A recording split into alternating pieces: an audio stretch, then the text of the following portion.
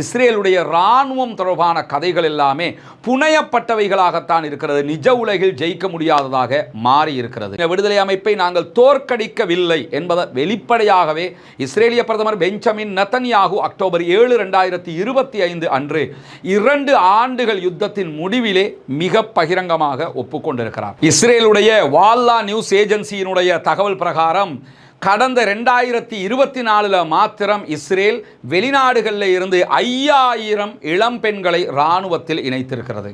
ஏன்னா அவங்களுக்கு நிறைய சேலரி தர்றோம் என்று சொல்லித்தான் இராணுவத்தில் இணைச்சிருக்கிறாங்க. ஆட்கள் கிடையாது, சம்பளத்திற்காக அதிக சம்பளத்திற்காக ஆட்களை சேர்த்து கொண்டிருக்கிறார்கள். இஸ்ரேலுக்குள்ள சமூகங்களுக்கு இடையிலான பிளவுகள் உச்சமாக உருவாகி இருக்கிறது இந்த யுத்தத்தின் மூலமாக. ஏன்னா 2ஆம் உலக மகா யுத்தத்திற்கு பிறகு இஸ்ரேல் உருவாக்கிய போலி பிம்பம் தகர்த்தெறியப்பட்டிருக்கிறது. அனுதாப பிம்பம் தகர்த்தெறியப்பட்டிருக்கிறது. ஹோலோகாஸ்ட் மறக்கடிக்கப்பட்டிருக்கிறது. இஸ்ரேலியர்கள், யூதர்கள், ஜியோனிஸ்டுகள் மிக கொடூரமானவர்கள்.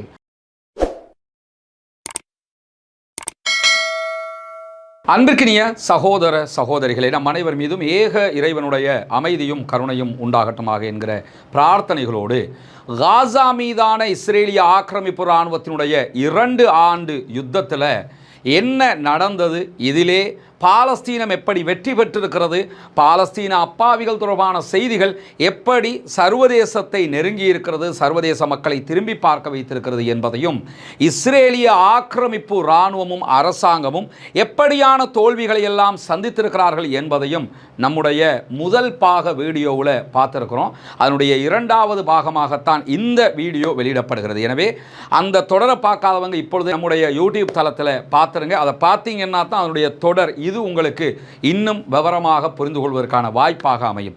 அந்த வீடியோவில் ஆரம்பத்தில் நம்ம ஒரு செய்தியை சொல்லியிருந்தோம். என்னன்னா, மறைந்த பாலஸ்தீன விடுதலை அமைப்பினுடைய தலைவரும் தளபதியுமான ஷஹீத் யஹியா சின்வார் அவர்கள் இந்த யுத்தத்திற்கு ஆரம்பத்திலேயே சொன்ன ஒரு செய்தி தான், பாலஸ்தீன மக்களோடு இந்த உலகமே நின்று பாலஸ்தீனத்துக்காக போராடும் என்பது. அந்த வகையில் இன்றைக்கு உலகம் முழுவதுமே பாலஸ்தீனத்திற்கு ஆதரவான அலைகள் உருவாக்கப்பட்டிருப்பதை நம்ம அழகாக பார்க்க முடிகிறது. இதற்காக யாரும் டாலர்களை செலவழிக்கவில்லை, யாரும் ருப்பீஸுகளை செலவழிக்கலை, யாரும் தீனாரையோ திர்ஹங்களையோ செலவு செய்யலை. இயற்கையாகவே அப்பாவி மக்களை இஸ்ரேல் இவ்வளவு கொடூரமாக அழிக்கிறதே என்கிற அனுதாப அலைகள் உண்டாக்கப்பட்டு இன்றைக்கு உலகம் முழுவதும் திரும்பி பார்க்கிற ஒரு நிலையாக அது மாறி இருக்கிறது. இப்படியான சூழலில் காசா மீதான அனுதாபம் உண்டாகுவதற்கும் இஸ்ரேல் தோல்வி அடைவதற்கும் காரணமாக இருந்த இன்னும் சில அம்சங்களைத்தான் நாம் பார்க்க இருக்கிறோம். 2 ஆண்டுகள் யுத்தம், இதுவரைக்கும் இஸ்ரேலால் வெற்றி கொள்ள முடியவில்லை. பாலஸ்தீன விடுதலை அமைப்பை நாங்கள் தோற்கடிக்கவில்லை என்பதை வெளிப்படையாகவே இஸ்ரேலிய பிரதமர் பெஞ்சமின் நெதன்யாகு அக்டோபர் 7, 2025 அன்று 2 ஆண்டுகள் யுத்தத்தின் முடிவிலே மிக பகிரங்கமாக ஒப்புக்கொண்டிருக்கிறார். எப்படி இது நடைபெறுகிறது என்பதை மேலதிகமாக நம்ம தெரிந்து கொள்ளுகிற இன்னும் சில செய்திகள் என்னன்னா, இஸ்ரேலிய இராணுவம் என்பது, அதனுடைய பலம் என்பது புனையப்பட்ட ஒரு கதை என்று இஸ்ரேலிய ஆய்வாளர்களே சொல்ல ஆரம்பித்திருக்கிறார்கள். இஸ்ரேலுடைய காசா படைப்பிரிவுக்கான முன்னாள் தளபதிகளில் ஒருவராக செயல்பட்ட சாமுவேல் ஜகாய் வெளியிட்டிருக்கக்கூடிய கருத்துக்களை கடந்த வீடியோவில் நம்ம சொல்லியிருந்தோம்.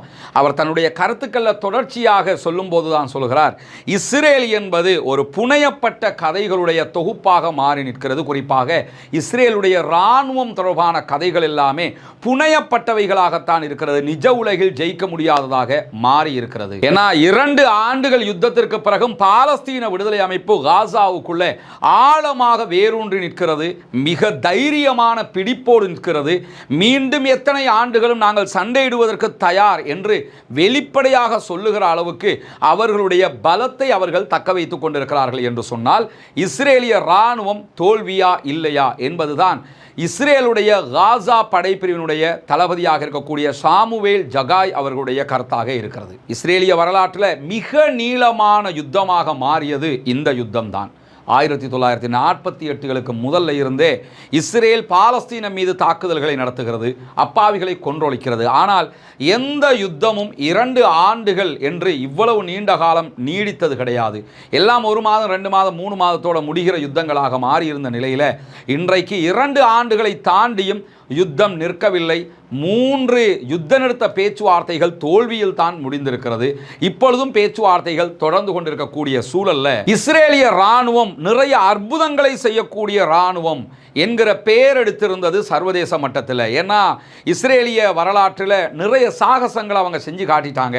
உதாரணமாக இஸ்ரேலினுடைய விமானம் கடத்தப்பட்டது. இஸ்ரேலியர்களை கொண்ட பிரான்சினுடைய விமானம் கடத்தப்பட்டு உகாண்டாவில் கொண்டு போய் தரையிறக்கப்பட்ட நேரத்தில் உகாண்டாவுக்குள்ள புகுந்து உகாண்டாவினுடைய தலைநகரத்திலேயே அவர்களுடைய விமான நிலையத்திலேயே மொத்தமாக தாக்குதல்களை நடத்தி அவர்களுடைய 2 பேர் மாத்திரம் செத்துப்போக மீதி 90 இஸ்ரேலியர்களை ஒரு விமான எடுத்துக்கொண்டு ரிட்டன் இஸ்ரேலுக்கு வந்தது மட்டுமல்லாமல் உகாண்டாவினுடைய விமானப்படையையும் உகாண்டாவினுடைய விமானங்களையும் ஏன் உகாண்டாவினுடைய விமான தளத்தை கூட அழித்துவிட்டே வெளியேறியது இஸ்ரேலிய ராணுவம். ஆபரேஷன் என்டபே என்று இதற்கு பெயர். இப்படி உலகம் முழுவதும் பல சாகசங்களை செய்து பேர் போனவர்கள் இஸ்ரேலியர்கள், குறிப்பாக இஸ்ரேலுடைய உளவு பிரிவு மொசாத்.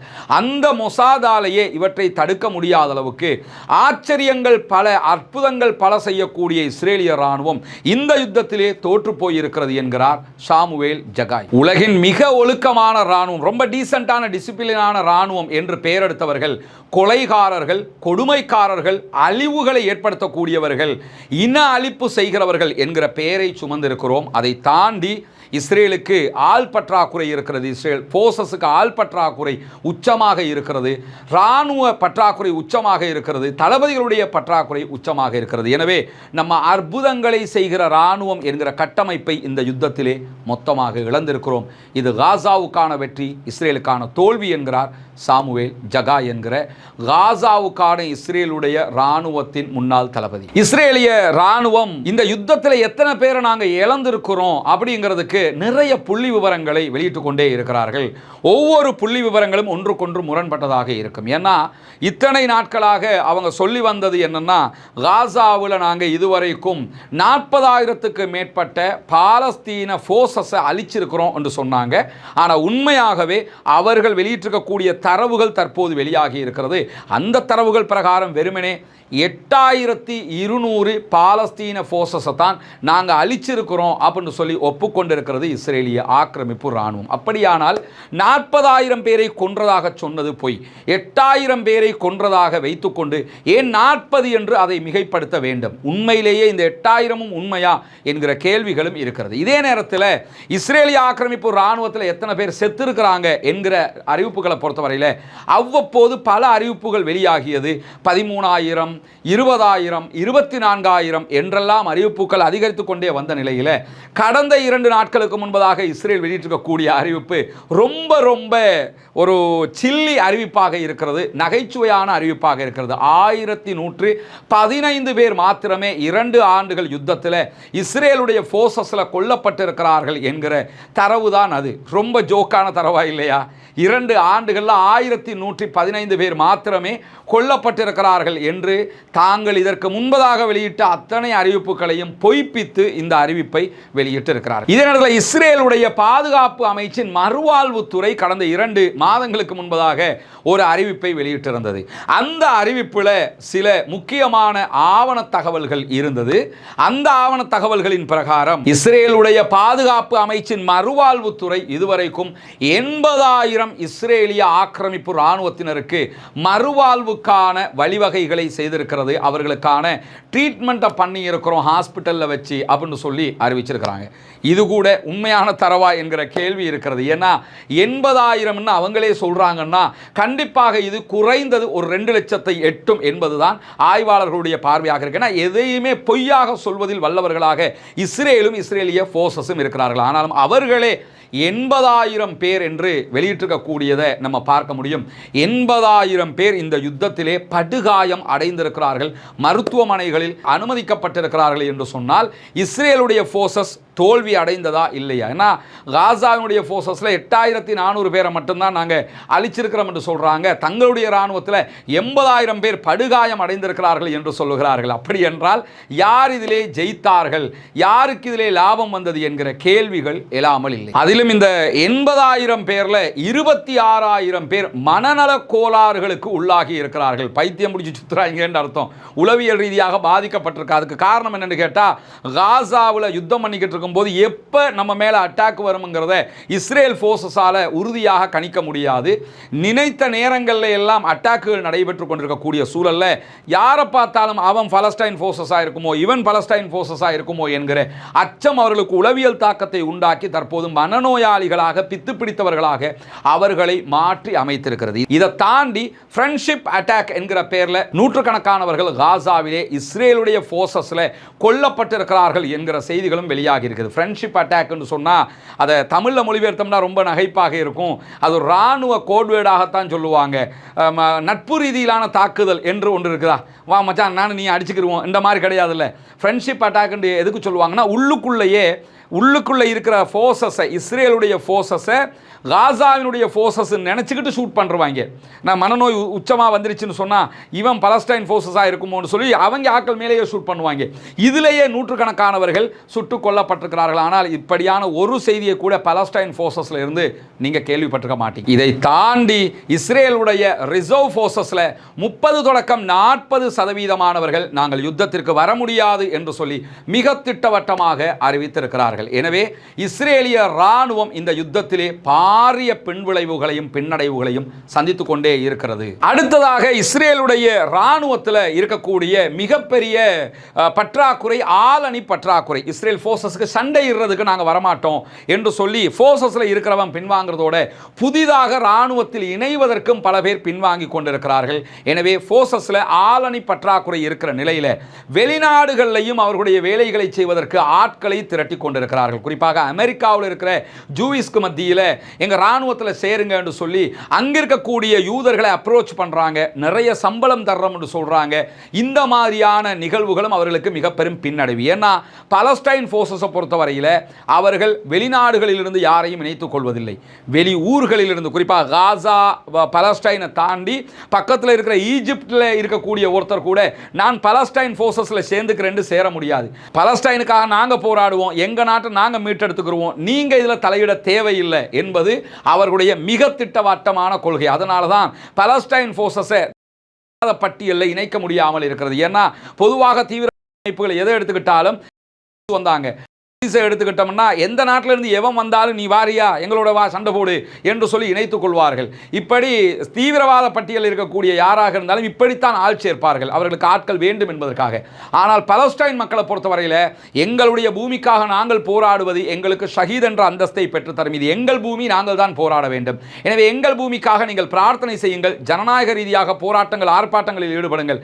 ஆனால் எங்கள் பூமிக்காக ஆயுதம் ஏந்துகிற வேலையை நாங்கள் தான் செய்வோம் என்பதில் திட்டவட்டமாக இருக்கிறார்கள். எனவே உள்நாட்டுக்குள்ள இருக்கக்கூடிய இஸ்ரேல் என்கிற மாபெரும் இராணுவத்தோடு சண்டையிடக்கூடியவர்கள் யாரும் எங்களோடு வந்து இணையக்கூடாது என்று சொல்கிறார்கள். ஆனால் இஸ்ரேலுடைய போர்சஸ் வெளிநாடுகளில் ஆள் பிடிக்கிற வேலையை செய்கிறாங்கிறது பின்னடைவா இல்லையா? இஸ்ரேலுடைய வால்லா நியூஸ் ஏஜென்சியினுடைய தகவல் பிரகாரம் கடந்த 2024 மாத்திரம் இஸ்ரேல் வெளிநாடுகளில் இருந்து 5000 இளம் பெண்களை இராணுவத்தில் இணைத்திருக்கிறது.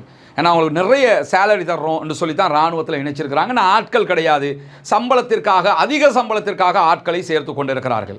ஆண்டுதோறும் வெளிநாடுகளில் இருக்கக்கூடிய குறைந்தது 700 பேரையாவது இராணுவத்தில் இணைக்கிறதுக்கு அப்ரோச் பண்ணணும் என்று சொல்லி அதற்கான வேலை திட்டங்களையும் இஸ்ரேல் தற்போது ஆரம்பித்திருக்கிறது. இந்த யுத்தத்தை மேலதிகமாக நம்ம தொடரணுமாக இருந்தால் இந்த யுத்தத்திற்கு உடனடியாக குறைந்தது 12,000 பேர் IDF என்கிற இஸ்ரேலிய டிஃபென்ஸ் போர்சஸுக்கு இணைக்கப்பட வேண்டும் என்பதில் உறுதியாக இருக்கிறது இஸ்ரேலிய ஆக்கிரமிப்பு அரசாங்கம். இஸ்ரேலுடைய தரைப்படை இராணுவ பிரிவினுடைய பட்டாலியன்களுக்கு 300 தளபதிகள் பற்றாக்குறையாக இருக்கிறார்கள். யாரையும் தளபதியாக நியமிக்க முடியாது. தளபதிக்கு என்ற பயிற்சி நெறிகள் கொடுக்கப்பட வேண்டும், திட்டமிடல்கள் கொடுக்கப்பட வேண்டும். 300க்கும் மேற்பட்ட பதவியிடங்கள் வெற்றிடமாக இருக்கிறது. தற்போதைக்கு சாதாரண சோல்ஜராக இருக்கக்கூடியவர்களையும் பட்டாலியனுடைய தளபதிகளாக இஸ்ரேல் இராணுவம் நியமிக்கிற அளவுக்கு நிலைமை கைமீறி போயிருக்கிறது. அவர்களுடைய இராணுவத்தின் மிக முக்கியமான பட்டாலியன்களுக்கு 300க்கும் மேற்பட்ட தளபதிகள் பற்றாக்குறை நிலவுகிறது என்று வால்லா நியூஸ் ஏஜென்சி, இஸ்ரேலுடைய நியூஸ் ஏஜென்சியே இந்த தகவலை வெளியிடுகிறது. இதை தாண்டி இஸ்ரேலுடைய அரசியல் கள நிலவரமும் இஸ்ரேலுடைய யுத்த கள நிலவரமும் மிக பெரும் அவநம்பிக்கைக்குரியதாக மாறியிருக்கிறது. நம்பிக்கையின்மை உச்ச உச்சமாக உருவாகி இருக்கிறது. இப்படியே நாம் யுத்தத்தை தொடர முடியாது, எனவே யுத்தத்திற்கு முடிவு கட்டுங்கள் என்று சொல்லி ஐடிஎஃபினுடைய செயல்பாட்டு ஆய்வு நிறுவனத்தினுடைய தலைவர்களில் ஒருவராக செயல்படக்கூடிய கை ஹெசவுட் வெளியிட்டிருக்கக்கூடிய தகவல்கள் இஸ்ரேலிய பத்திரிகைகளில் முதன்மை இடத்தை பிடித்திருக்கிறது. ஏன்னா இனிமே யுத்தம் பண்ண முடியாது, அவ்வளவு இழப்பை நாம் சந்தித்து விட்டோம். ஆனால் இத்தனை யுத்தம் நடைபெற்றும் காசாவினுடைய போர்சஸ் எப்படி பலமாக இருக்கிறார்கள் என்பதுதான் அவர்களுடைய மிக பெரும் ஆச்சரியமான கேள்வியாக இருக்கிறது. இதே நேரத்தில் இஸ்ரேலுக்குள்ள ஒரு மிகப்பெரிய சமூக பதட்டம், இஸ்ரேலுக்குள்ள சமூகங்களுக்கு இடையிலான பிளவுகள் உச்சமாக உருவாகி இருக்கிறது இந்த யுத்தத்தின் மூலமாக. ஏன்னா 2 ஆண்டுகள் நம்ம யுத்தம் பண்ணுறோம், நம்ம நாடு சேஃப்டியாக இல்லை, நம்ம நாட்டினுடைய பொருளாதாரம் நாசமாக போயிடுச்சு, நம்ம நாட்டினுடைய இராணுவம் கொத்து கொத்தா செத்து மடிகிறாங்க, நம்முடைய பணைய கைதிகளை நம்ம மீட்டுக்கிட்டு வர முடியலை, யுத்தத்தில் படுதோல்வி. எனவே இஸ்ரேலிய சொசைட்டிகளுக்கு மத்தியில் மிகப்பெரியதொரு பிளவுத்தன்மை தற்போது உருவாகி இருக்கிறது. இதற்கு மிகச்சிறந்த எடுத்துக்காட்டே என்ன தெரியுமா? 2 மாதங்களுக்கு முன்பதாக இஸ்ரேலுடைய ஜனாதிபதி ஐசக் ஹெர்சாக் வெளியிட்ட அறிவிப்பு தான். அவர் வெளியிட்ட செய்தி என்னன்னா, இஸ்ரேலிய யுத்தம் தொடர்ந்தும் காசாவிலே நடைபெற்று வந்தால் இஸ்ரேலுடைய போர்சஸ்களுக்கு தொடர்ந்தும் இந்த அழிவுகள் ஏற்பட்டு வருகிறது. இதன் காரணமாக சமூக மட்டத்தில் பலத்த பிளவுகள் ஏற்பட்டிருக்கிறது. இது இஸ்ரேலுக்குள் ஒரு உள்நாட்டு யுத்தத்தை உண்டாக்கிவிடும், உள்நாட்டு சண்டையை உண்டாக்கிவிடும் என்கிற அச்சத்தை வெளிப்படுத்தி இருந்தார் இஸ்ரேலுடைய ஜனாதிபதி ஐசக் ஹெர்சாக். அந்த அளவுக்கு இந்த யுத்தம் இஸ்ரேலுக்குள்ள ஒரு பிளவை உண்டாக்கியிருக்கு. ஆனால் காசாவில் நீங்கள் எடுத்துக்கிட்டீங்கன்னா, காசாவினுடைய 25 லட்சம் மக்களும் எங்க நாடு எங்களுக்கு வேணும், நாங்கள் எங்கள் ஃபோர்ஸஸோடு நாங்கள் நிற்போம் அப்படின்னு நிற்கிறாங்க. 1.5 லட்சத்துக்கு மேற்பட்டவர்கள் படுகாயம் அடைந்திருக்கிறார்கள், 77,000க்கு மேற்பட்டவர்கள் கொல்லப்பட்டிருக்கிறார்கள், முழு காசாவும் அழிக்கப்பட்டிருக்கிறது. ஆனால் அவர்களுக்குள் பிளவு வரவில்லை. பாலஸ்தீனத்தில் போராடுகிற 14 போராட்ட அமைப்புகளும் ஒன்றாக கைகோர்த்து நிற்கிறார்கள். பாலஸ்தீன மக்கள் பாலஸ்தீன போராட்ட அமைப்புகளோடு கைகோர்த்து நிற்கிறார்கள். எங்கள் நாடு எங்களுக்கு வேண்டும் என்று நிற்கிறார்கள். அது எப்படி சாத்தியம்? 2 ஆண்டுகளாக பிளவுபடாத ஒரு சமூகத்தை எப்படி தக்க வைக்க முடிகிறது? அதுவும் யுத்தத்திலே அகதிகளாக வெளியேறுகிறார்கள். ஒவ்வொரு சமூகமும் சமூக மட்டத்தில் தெற்கு காசாவில் கொஞ்சம் பேர், நார்த்து காசாவில் கொஞ்சம் பேர், சவுத்தில் இப்படி மாறி மாறி மாறி மாறி இருக்கிற நேரத்திலையும் அவருடைய எண்ணங்கள் எப்படி ஒருங்கிணைக்கப்படுகிறது என்றால், இது எங்கள் தேசம், எத்தனை பேர் மரணித்தாலும் இம்முறை நாம் சாதிக்க வேண்டும் என்பதால் அவர்கள் ஒற்றுமையாக இருக்கிறார்கள். இஸ்ரேலியர்கள் மொத்தமாக பிளவுபட்டு உள்நாட்டு யுத்தத்திற்கு வழிவகுக்கிற அளவுக்கு நிலைமை மாறி இருக்கிறது. இஸ்ரேல் காசாவுக்குள் ஒரு பிளவு உண்டாக்கும் விதமாக யாசர் அபு ஷபாப் என்கிறவனுடைய தலைமையில் ஒரு முனாஃபிக்குகளுடைய கூட்டம், ஒரு நயவஞ்சகருடைய கூட்டத்தை உருவாக்கி அவங்களுக்கு பணத்தையும் ஆயுதத்தையும் கையில் கொடுத்து, நீங்க பலஸ்டைன் உங்களுடைய போர்சஸோட சண்டை பிடிக்கணும், அவர்களை குழப்பணும், உங்களுக்கு உள்நாட்டுக்குள்ள வருகிற உணவுகளை கடத்தி கொண்டாந்து எங்கள்கிட்ட தரணும் என்ற பயிற்சிகளை எல்லாம் வழங்கி இருந்தது. அந்த பயிற்சிகளை எல்லாம் பெற்றுக்கொண்ட யாசர் அபு ஷபாபுடைய அந்த முனாஃபிக்குகள் கூட்டத்தையும் இந்த மக்கள் தான் காட்டி கொடுக்கிறார்கள் பாலஸ்தீன போர்சஸ் இடத்துல. இதுவரைக்கும் யாசர் அபு ஷபாபினுடைய குழுவை சேர்ந்த 20க்கு மேற்பட்டவர்களை பகிரங்கமாக மரண தண்டனை வழங்கி இருக்கிறது பாலஸ்தீன விடுதலை அமைப்பு என்கிற அளவுக்கு பாலஸ்தீன விடுதலை அமைப்போடு பாலஸ்தீன மக்கள் ஒன்றாக இருக்கிறார்கள். இஸ்ரேலிய மக்கள் இஸ்ரேலிய அரசாங்கத்தை விட்டு பிளவுபட்டு நிற்கிறார்கள். அதைத்தான் இஸ்ரேலுடைய ஜனாதிபதியும் சுட்டிக்காட்டுகிறார். இது யாருக்கு கிடைத்த வெற்றி, யாருக்கு கிடைத்த தோல்வி என்பதை உணர்ந்து கொள்ளுங்கள். இதை தாண்டி இஸ்ரேலுக்கு ஏற்பட்டிருக்கக்கூடிய இன்னும் ஒரு தலைவலி என்னன்னா, இஸ்ரேலுடைய உள்நாட்டு உற்பத்திகள் பாதிக்கப்பட்டிருப்பதோடு பொருளாதார மிகப்பெரிய மந்தகதியை இஸ்ரேல் சந்தித்துக் கொண்டிருக்கிறது. குறிப்பாக ஒரு எக்கானமிக் கிரைசிஸ்ல இஸ்ரேல் தத்தளித்துக் கொண்டிருக்கிறது. 2025ஆம் ஆண்டு முடிவடைவதற்குள்ளாக இஸ்ரேலுடைய பொதுக்கடன் இஸ்ரேலுடைய உள்நாட்டு உற்பத்தியோடு ஒப்பிடும்போது 70% தாண்டும் என்கிறார்கள் பொருளாதார வல்லுநர்கள். இதை தாண்டி இந்த யுத்தம் ஆரம்பித்ததில் இருந்து இஸ்ரேலில் இருந்த கிட்டத்தட்ட 1700 மில்லியனர்கள் இஸ்ரேலை விட்டு வெளியேறி இருக்கிறார்கள். இஸ்ரேல் ஒரு பாதுகாப்பான நாடு அல்ல என்கிற கருத்துக்களை சொல்லிவிட்டு, எனவே இஸ்ரேலுக்குள் முதலீட்டாளர்கள் இனி வருவது தவிர்க்கப்படும், முதலீட்டாளர்களை ஈர்ப்பது ரொம்ப கடினமானதாக மாறிவிடும். எனவே இஸ்ரேல் முற்றுமுழுதான அழிவை நோக்கி பயணிக்கிறது. 2 ஆண்டுகள் காசா யுத்தம் காசாவுக்கு என்ன தந்தது என்கிற கேள்விக்கான பதிலைத்தான் கடந்த வீடியோவிலையும் பார்ட் 1லையும் பார்த்துருக்கிறோம், பார்ட் 2லையும் பார்த்துருக்கிறோம். இந்த யுத்தம் என்பது காசாவுக்கு பெரு வெற்றியாகவும் இஸ்ரேலுக்கும் இஸ்ரேலிய ஆக்கிரமிப்பு இராணுவத்திற்கும் அரசாங்கத்திற்கும் பாரிய ஒரு சர்வதேச தோல்வியாகவும் மாறியிருக்கிறது. அவருடைய உள்நாடு கலப்ஸாகி போயிருக்குது, உள்நாட்டு உற்பத்திகள் கலப்ஸாகி போயிருக்கிறது. மொத்தத்தில் இஸ்ரேல் தன்னுடைய பிம்பத்தை அதுவே உடைத்து நொறுக்கி இருக்கிறது. ஒரு கண்ணாடியை பார்த்து தானே ஒரு கல்லை எடுத்து அடித்து நொறுக்குவதற்கு சமானமான ஒரு வேலையை இஸ்ரேல் தன்னுடைய பிம்பத்தின் மீது செய்திருக்கிறது. இரண்டாம் உலக மகா யுத்தத்திற்கு பிறகு இஸ்ரேல் உருவாக்கிய போலி பிம்பம் தகர்த்தெறியப்பட்டிருக்கிறது. அனுதாப பிம்பம் தகர்த்தெறியப்பட்டிருக்கிறது. ஹோலோகாஸ்ட் மறக்கடிக்கப்பட்டிருக்கிறது. இஸ்ரேலியர்கள், யூதர்கள், ஜியோனிஸ்டுகள் மிக கொடூரமானவர்கள், பாலஸ்தீன அப்பாவிகளை கொத்து கொத்தாக அழித்தவர்கள் என்கிற நம்பிக்கை ஆசியாவில் மட்டுமல்ல, அமெரிக்க இளைஞர்களிடத்திலும் வெகுவாக காலூன்றிவிட்டது. மூன்றாவது நம்முடைய பாகத்தை பார்க்க தவறிவிடாதீர்கள். அதிலே அமெரிக்காவிலும் மேற்கு நாடுகளிலும் பாலஸ்தீன யுத்தம் என்ன தாக்கத்தை செலுத்தியது, இஸ்ரேலுக்கு எவ்விதமான இழப்புகள் ஏற்பட்டிருக்கின்றன என்பதை தொடர்ந்தும் நாம் பேச இருக்கிறோம். எனவே மூன்றாம் பாகத்தில் இணைந்து கொள்வோம். பாலஸ்தீனம் வெற்றி பெற வேண்டும், பாலஸ்தீனம் சுதந்திரமடைய வேண்டும், பாலஸ்தீன மக்களும் நம்மை போன்ற நிம்மதியானவர்களாக மாற வேண்டும், வாழ வேண்டும் என்கிற உயரிய பிரார்த்தனைகளோடு பாலஸ்தீன அப்பாவிகளுக்காக பிரார்த்திக்கிற அதே நேரம் இஸ்ரேலிய ஆக்கிரமிப்பு இராணுவத்திற்கு எதிராக குனூத்து நாசிலாவையும் ஓத மறந்து விடாதீர்கள். நண்பர்களே, அன்பர்களே, தாய்மார்களே என்கிற கோரிக்கைகளோடு பாலஸ்தீன மக்களுக்காக தொடர்ந்தும் ஜனநாயக ரீதியாக குரல் எழுப்புவதோடு நம்முடைய மூன்றாம் பாகத்திற்காக காத்திருங்கள். ரஸ்மின் மயசி நியூஸ் மற்றும் ரஸ்மின் டாக்ஸ் ஆகிய 2 யூடியூப் சேனல்களையும் சப்ஸ்கிரைப் செய்யாத சகோதரர்கள் சப்ஸ்கிரைப் செய்து உண்மை செய்திகளை உடனுக்குடன் அறிந்து கொள்வதற்காக இணைந்து கொள்ளுகிற அதே நேரம் நம்முடைய வாட்ஸ்அப் மற்றும் டெலிகிராம் சேனல்களையும் இணையாத சகோதரர்கள் இணைந்து கொள்ளுங்கள் என்கிற அன்பான கோரிக்கையும் விடுத்து முடித்துக் கொள்கிறேன். வாஹ்ரத் அவானா அல்ஹம்துலில்லாஹி ரப்பில் ஆலமீன்.